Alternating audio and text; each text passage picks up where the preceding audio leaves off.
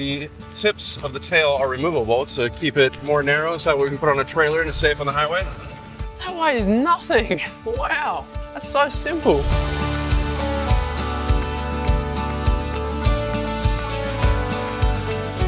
Hey guys, Be Snappy here. I'm here with Lucas and he's got this awesome Icon A5 behind us. All right, Lucas, so tell us a bit about the aircraft. Everybody says it's always iconic, so Icon A5, and everybody sees that the wings fold, which is very, very helpful. If you don't have any of your space, it takes about 10 seconds per side to unlock the wings, pull them out, fold them, slide them into the back of the tail. If you have a regular T-size hangar, you can fit your Cirrus, you can fit your Bristol or whatever other airplane in there, and you can put your Icon in front of that. We're going to demonstrate a wing fold. So the way it works is the fuel is stored in the fuselage. So there's no fuel in the wings, which keeps it light. It's about 70 pounds. And to facilitate that, there's a red locking handle underneath here. So I'm going to push this locking tab out of the way, fold it down 90 degrees, and then begin the wing fold. So it's literally just one handle that unlocks the whole thing? Yes. So there's a handle on the end of the wing. This is the right wing. I'm going to use my right hand so I don't cross my arms. Up and out. Rotate the leading edge towards the sky, and then walk it back towards the tail. Once I'm here, line up with that pin hanging down from the horizontal tail, I can push the aircraft wing forward and lock it into place here. And that's it.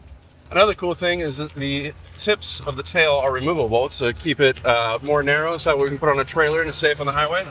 Pull down, rotate, and we'll simply remove it. That is And this stores in the so cockpit. cool. Can I feel the weight of it? Absolutely.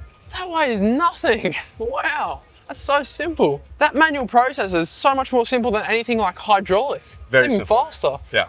One quick thing I want to say is that there are micro switches in this mechanism, as well as where the wing folds, or when you extend it and seat it into the fuselage. So if anything is not fully connected, you're going to get a bright red annunciator light saying that your wings are not extended correctly or it's not secure. Wow, so it's No very high guesswork. tech. Yes. All right, so let's see how quick we can fold it back out. Okay, yeah, so to unlock the wing from the tail, there's this button right here. Yeah. Once I grab the wing, go ahead and hit that button and extend the wing.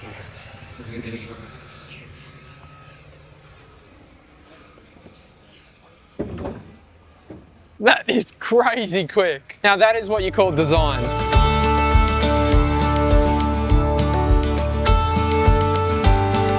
All right, so you're actually a pilot of the Icon. Yeah. So what makes the Icon so special to fly? But this plane aerodynamically, doesn't matter, everybody likes to talk about stall speed, stall behavior. This airplane doesn't matter if you're on a power on stall, power off stall, you kick a rudder left, kick a rudder right, it is extremely spin resistant. It is controllable throughout the entire process. You have a descent rate of about like 800 feet, just very, very manageable. It's a two-seater. It's got a pretty decent sized baggage area in the back. And for me, I'm from Tampa Bay, coastal area, and my wife and I, Saturday morning, get our coffee 6 a.m., 7 a.m., be at the airport, put the dog, the 34-pound Bernie Doodle in the back, fly to Beer Can Island, beach on the sand, and we just enjoy a couple hours on the sand. And that experience, you just can't put into words. All right, Lucas, can we get a look inside the Icon? Absolutely. So it looks amazing in the interior here. Where do you get the inspiration to design it like this? I think you can see the influence kind of from the automotive world, but the ideal behind Icon was always to have simplicity. So one of the most important things in here that you see is the angle of attack gauge. And that is, any airplane can stall at any speed, and pretty much we promote safety through the AOA. So both your water landings, concrete landings, grass landings, you're not looking much at your airspeed, you're just looking at your angle of attack. So does this have autopilot, or is it just truly manual flying? So autopilot is an option. This one is equipped with the Garmin 507 autopilot controller. So you got the level button, you got smart glide, it will pitch the airplane to your best glide speed. And if you're at a sufficient altitude, it will actually circle you around an airport. And then you can make a decision if you need to pull the caps or if you can land the airplane. Yeah, so what sort of safety features does the Icon actually have then? Yeah, so number one thing is parachute, big focus on that. So you do have a recovery chute available to you. Second is probably the autopilot. And I say third, but it should have really been the first on the list, is that angle of attack indicator. So if someone does buy an aircraft from you guys, do you guys offer training, and how long does the training take? Yep. So it's going to depend, of course, if you're already a seaplane pilot or not.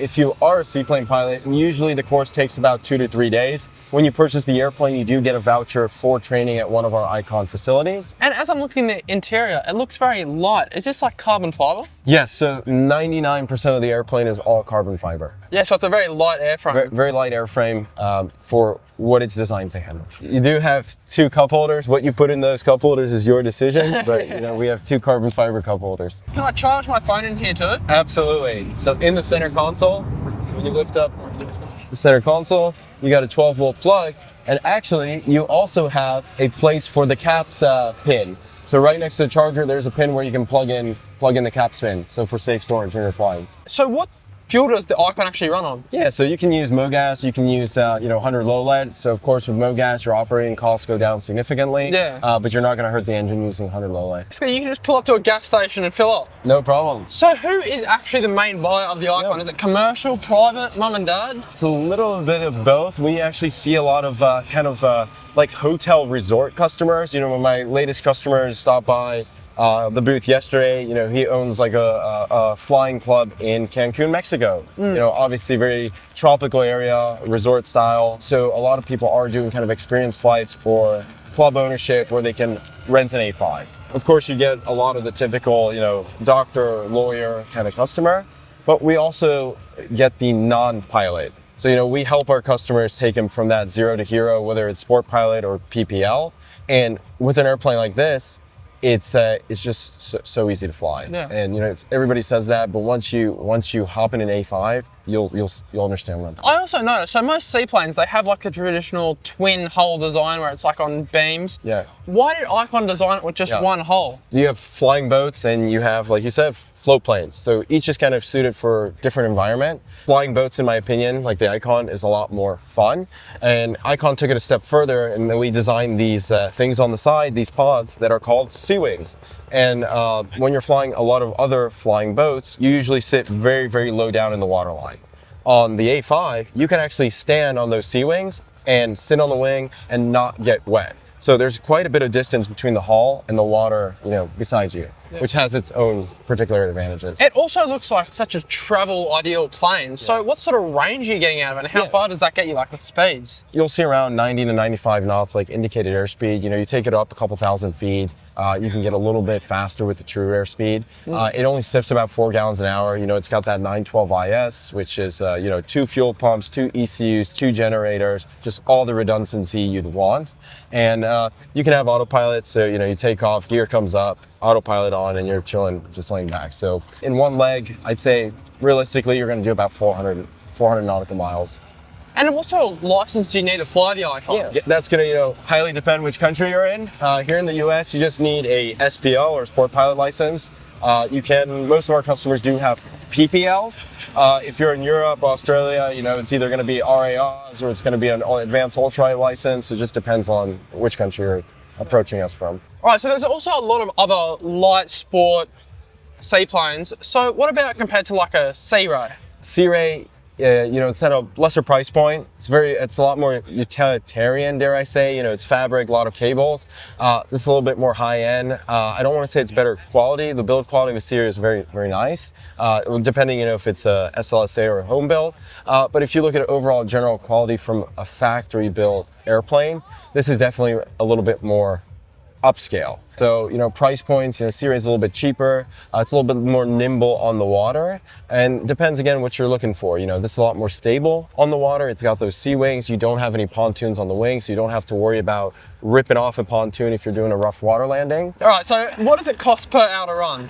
Per hour to run, of course, it's a very specific question depending how many hours you fly, your insurance, your hangar. I'll talk about the engine. With current fuel prices and the 2,000-hour TBO on the Rotaxes, I'd say you're about $35 to $45 an hour, which is on the lower end. Yeah. It is also going to depend, hey, are you running a lot on salt water or fresh water? Are you washing down your plane after you land in salt water? A lot of customers unfortunately neglect a little bit of love for the airplane Yeah, after yeah, they yeah. play around with it. So a lot of factors go into that, but at the end of the day, it is a light sport airplane. So compared to Part 23 airplanes, I'd say your general costs for maintenance are going to be 20 to 30% less. And now the big question, Yeah. how much does an Icon cost? Yeah, so depending on options, with the fully loaded options currently, you're looking at around 450,000 USD. All right, thank you so much for the interview, Lucas. And I love your airplane. Where do people find out more about Icon? Yeah, just www.iconaircraft.com. There's you'll see inventory, you'll see news events, our air shows, where we're going to be. So I really hope I'll see you at Avalon next year. Yeah, definitely will. All right, thank you so much, no Lucas. worries. That link will be on the screen right now. Make sure you go check these guys out, and I'll see you around. Thank you.